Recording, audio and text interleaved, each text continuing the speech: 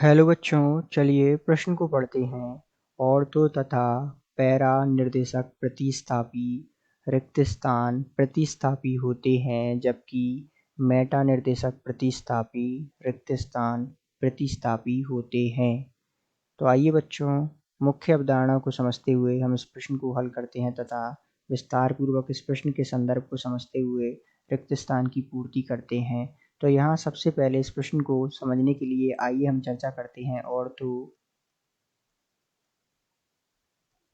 तथा पैरा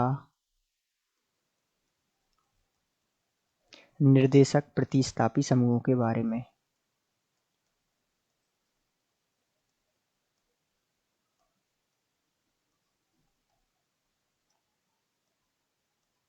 तो यदि हम इनके उदाहरण देखें, सबसे पहले तो एकांकी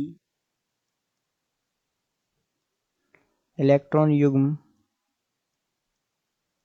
रखने वाले जो समूह होते हैं तथा +H प्रभाव दर्शाने वाले जो समूह होते हैं,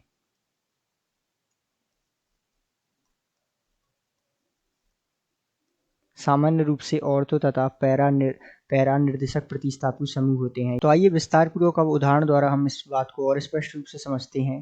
तो यहाँ उदाहरण के तौर पर हम बात करते हैं एक ऑर्थो और पैरा निर्देशी प्रतिस्थापी समूह की बात करते हैं। तो यहाँ इस प्रकार इसकी संरचना और यहाँ जुड़ा रहता है OMe समूह।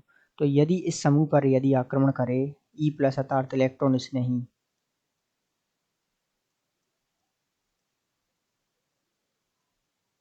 तो ये जो समूह है इस इलेक्ट्रॉन स्नेही को कहाँ भेज देगा? एक तो ऑर्थो स्थिति पर भेज देगा,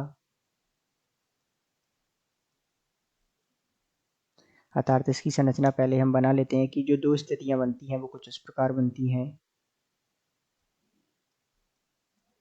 तो एक तो ये जो है E+ को कहाँ भेज देगा? ऑर्थो स्थिति पे, और एक पैरा स्थिति पे। तो इस प्रकार ये जो समूह होते हैं ये जो है वलय को क्या करते हैं?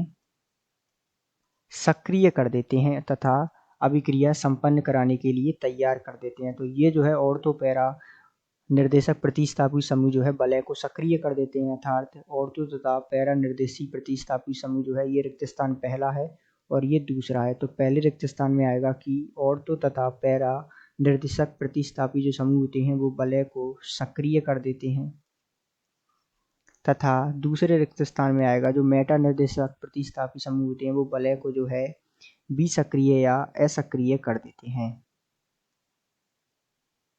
असक्रियक या विसक्रिय कर देते हैं।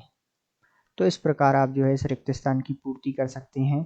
आशा करते हैं आपको समझ आया होगा। धन्यवाद।